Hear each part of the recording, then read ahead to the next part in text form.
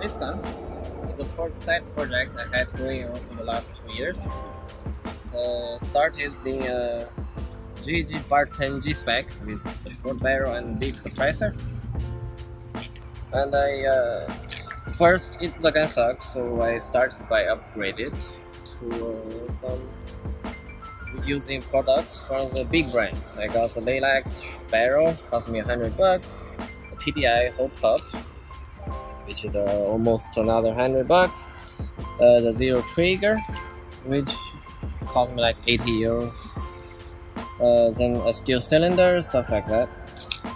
But after all that, the gun ended up shooting great. But I learned you don't have to spend. Like, you can spend 1/3 of it to have the same results. The gun is using HPA, so supposedly you don't need the steel cylinder, you don't need the zero trigger. I have the trigger just because it feels smooth, and I didn't bother changing it back. The whole pop you have the replacement. The JJ Airsoft has the exact copy of the PDI whole pop chamber, great whole pop chamber, but you need to modify it. I replaced the original barrel from Maple Leaf. The barrel cost me like €40, but for me, money well spent because it's totally straight and have a good wall zincness, so it's solid. So I didn't need the Lilacs barrel anymore. The good thing about Lilacs barrel or the PDI barrels is they are straight and they are very smooth on the inside. Most important thing is it's straight, because the cheap barrels normally they are bent. So to prove a point, I bought a very cheap, dirt cheap stainless steel barrel. The cheapest I could find, like $20 for the 420mm length. It's marked as 6.03 tight bore. The importance is you have to choose a real steel barrel. Some of them is like from the Action Army. The barrel is actually brass with chrome coating, so it looks like steel, but it's not. Okay, the barrel was slightly bent. It wasn't very bad. It was just slightly bent. So I placed spacers inside the barrel to correct the alignment, and the barrel sits straight all the way in. Then I used the barrel cleaner with some paper towels around it with a little bit car polish. I kind of deep cleaned, smoothed out the barrel interior. Just spent like half hour at it. That would be good enough. The whole pop I will demonstrate later. What did I do? Obviously I changed to the top dead center. Everybody knows this mod, so I'm not going to go deep into it. It has a hop patch. The hole pop rather nothing fancy, just a regular AEG hole pop that I cut the interior flush to fit the R hop patch. Another thing important to do is I polished the BBs, and it's nothing fancy. I just got these. Some are the cheapest 04 BBs I found. They cost me €6 for a bag of 1,000. What I did was I put them into a bottle of Coca-Cola, poured in water and toothpaste.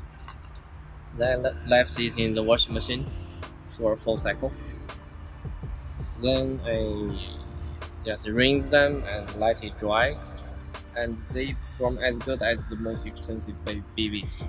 So in the end, you could just, if you don't HPA your gun, you will have to upgrade the triggers and the cylinder if you want to have FPS. If you don't, or just we go with HPA. I think Minecraft sells this system for 100 something.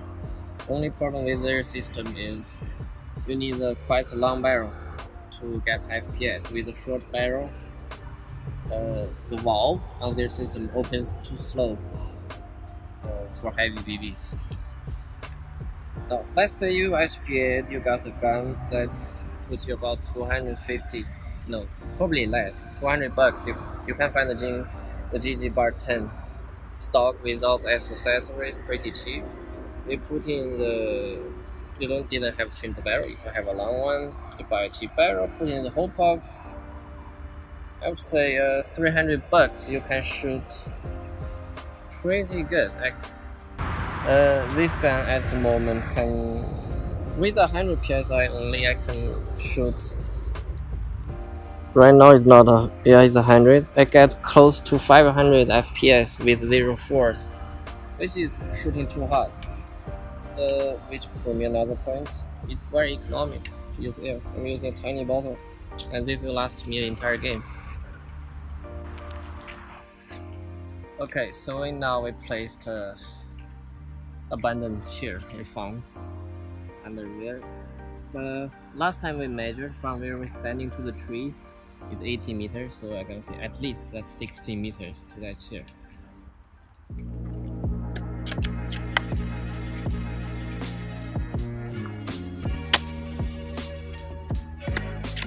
Yep.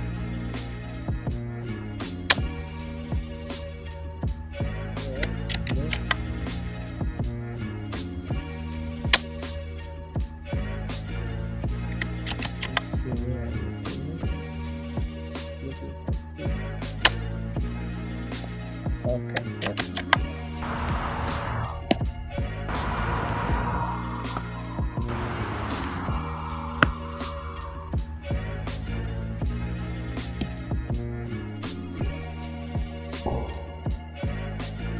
So this is the most important part of the gun, the whole pop unit with the barrel. This is as I said, 20 euro barrel. Just the interior is polished with car polisher. The whole pop unit is a JJ Airsoft. It's a copy of the PDI whole pop. It originally has two arms. In theory, controls the direction of the whole pop knob to let you control the deviation of the BB. But in reality, well, in my opinion, it doesn't work. So I 3D printed these parts. This is the nub. The curvature of this side is calculated together with the diameter of the pop-up rubber, the barrel, and the BB size, etc. This is the size. After testing, we find the best. These two pieces are glued epoxy in place just to guide the central piece. It's the area is 6 by 6 millimeters square. One single arm. Cut it out. There's a curve on the inside, on the back of the nub for the pop-up arm.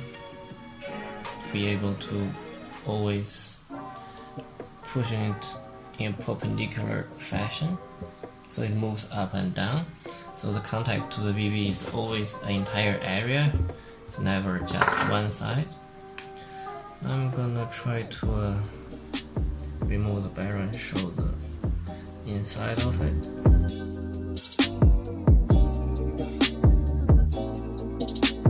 This is a barrel.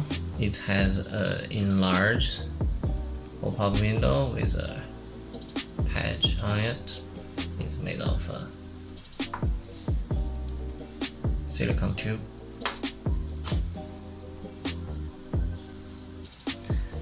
Since I'm using the patch, the pop-up rubber itself doesn't really matter. It's just a random piece of pop-up I found.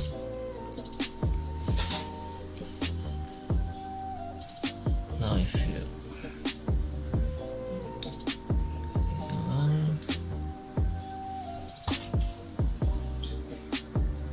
by pressing this right here, can't really see.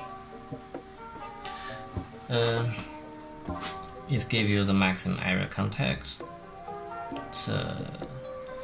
The original VSR hop-up actually gives you the same size of nub, but it's not a perpendicular motion, and you actually the contact thing on the maybe just an arc instead of a whole area. and this allows me to lift up extremely heavy BBs, and in case of light BBs I barely have to apply any hop up on it to give the necessary spin.